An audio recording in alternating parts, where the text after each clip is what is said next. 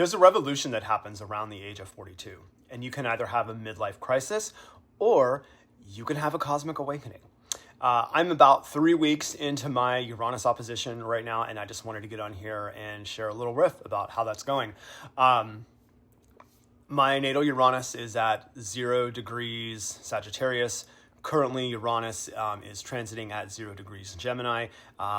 This happened 3 weeks ago where Uranus entered Gemini, and it hit the literal exact minute of the opposition for me about a week ago. And this has really been the most profound, dynamic, happy time of my life. And happiness is not without difficulty, not without struggle, not without strife, but truly I have allowed the joy to come through in this period. And I want to just get on here and talk about some of the things that I've done because this is such a pivotal time-coded evolutionary transition for anybody that is alive in their early 40s.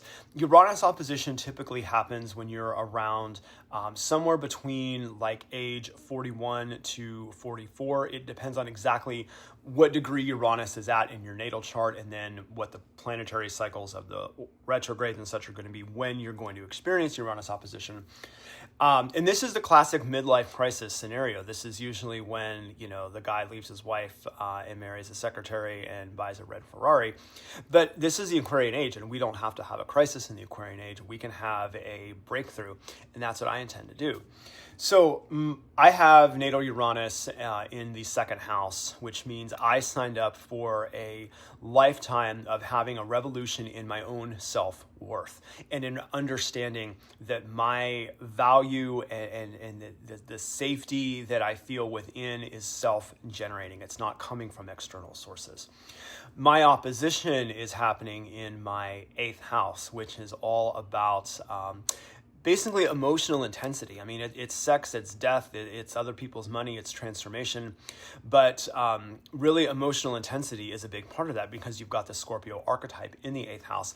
And for me, for my life curriculum, what I signed up for, that's very much what this is about. I have Chiron transiting my 8th house while this opposition is happening in my 8th house.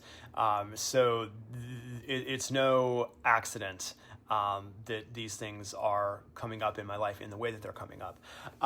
I've spent a lifetime avoiding emotional intimacy. I've spent a lifetime being very detached from my feelings, and a lifetime doing everything that I could to not allow myself to experience love and experience the joy of what love can be with another person.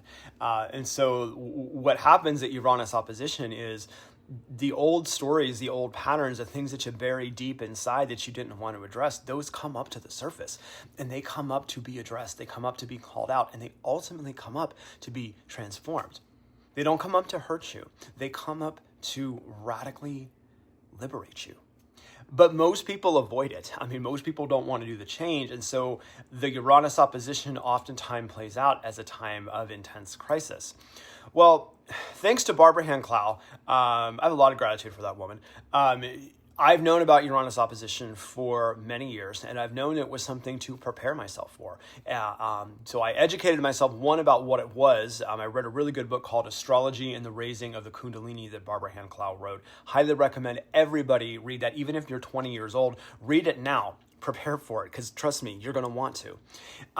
So I educated myself, but then I also started to learn astrology. I didn't know astrology that much before this. I realized, though, that my life was going to go through a period where I was either going to transform, or I was probably either going to die, or like get myself locked into a trajectory that would go on for the rest of this incarnation that I didn't want to experience.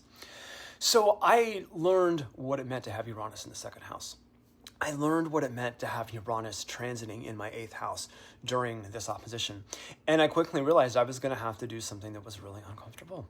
And that was open my heart up and let myself receive love and open myself up to like being loved by someone. And I didn't know how I was going to do that. But thankfully, the universe sends us friends and it sends us help. I was really blessed this year to form a close friendship with somebody who's very near and dear to me, and he knows who he is if he's watching this. And he really helped me remember who I am. He saw me on a soul level, and he saw the gifts that I have to offer. And a big part of why I'm on here sharing astrology with all of you is he was one of the people that saw it and was really excited about it and really encouraged me to do it. But the other thing that he did is he really got me, he motivated me to do White Tantric. And he motivated me not by trying to convince me to do it, by just having done about 40 White Tantrics himself and then talking about how that had really changed and transformed him in really rapid ways. And to me, like, that's the best kind of example. Like, don't preach, just live your life and let other people see, wow, I like what this is doing in this person. Can I activate something in me? And I have activated something in me. I've done 5 White Tantric Yoga events this year, and I'm not the same person. For those of you who don't know, White Tantric Yoga is probably the most intense form of kundalini yoga that there is. You do it with a partner. You wear all white. You sit across from each other, and we do sometimes very intense, very long kriyas. You know, things like having your arms up in the air at 60 degrees for 62 minutes, or staring in somebody's eyes with your hands touching each other at a weird angle for 31 minutes or 62 minutes. I've done that 5 times this year, and they're very long days. Sometimes it goes from like 9 o'clock in the morning until 8 o'clock at night, and of course you have breaks and stuff in between. But what happens when you're doing White Tantric Yoga is there's a diagonal force that gets called in. And what we say in Kundalini Yoga is the diagonal force, it cuts through all the things that need to be cut out of your life. And in my case, I have a lot of heavy stuff around sex and intimacy in my charts in the form of squares in astrology. Particularly, I have Saturn squaring Venus in my chart.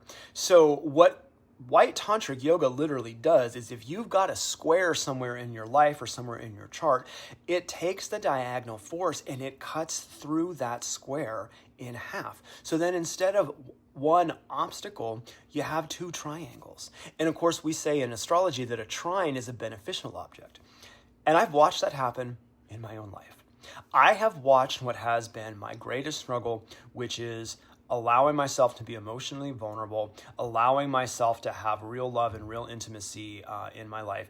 I've watched that become transformed. I've watched that square turn into triangles, and I've watched things play out very differently in my life after doing White Tantric, specifically after going to summer solstice in Espanola, New Mexico just last month. And if anybody is watching this and you're on the fence about doing White Tantric Yoga, or on the fence about going to summer solstice or winter solstice, which is going to be in December, just do it.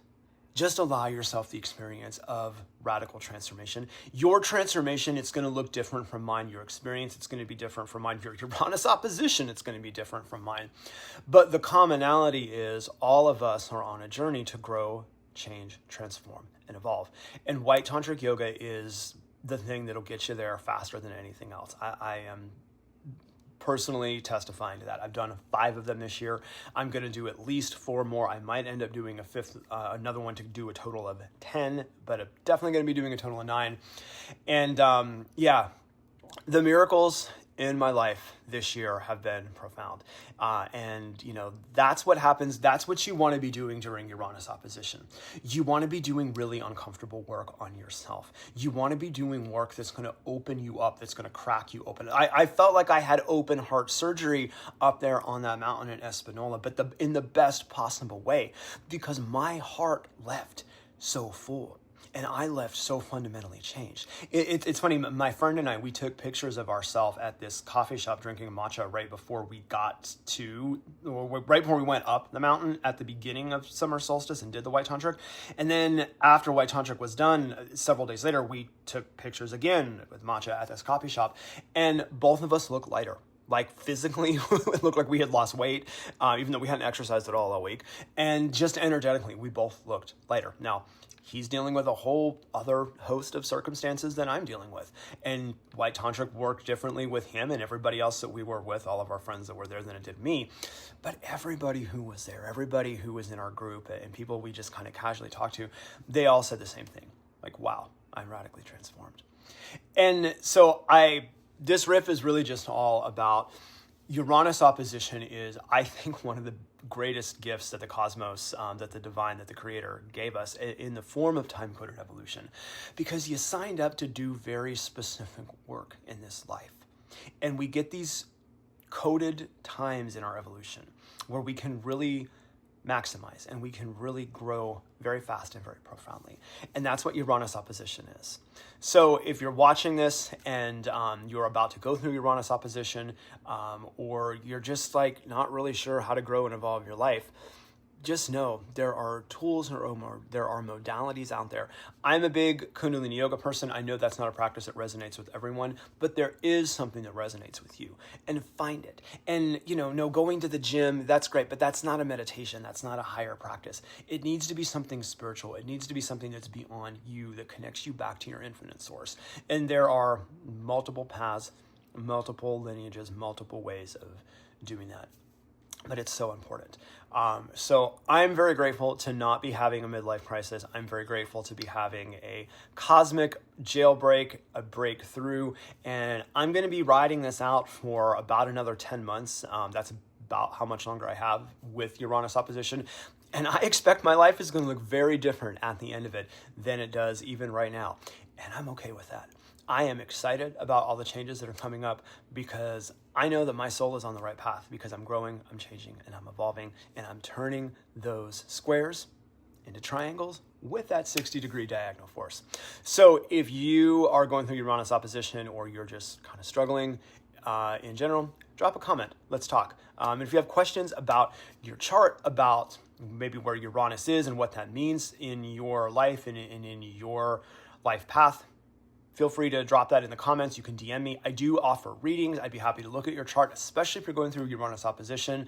I've had a lot of clients lately who have been going through this transit just like I am, and I've learned a lot about it. So I would be happy to work with you. So yeah, drop me a DM, or you can also email me. My email is tegakaldeep@gmail.com, TEGAKALDEEP @gmail.com. Thank you so much for watching. Sat Nam.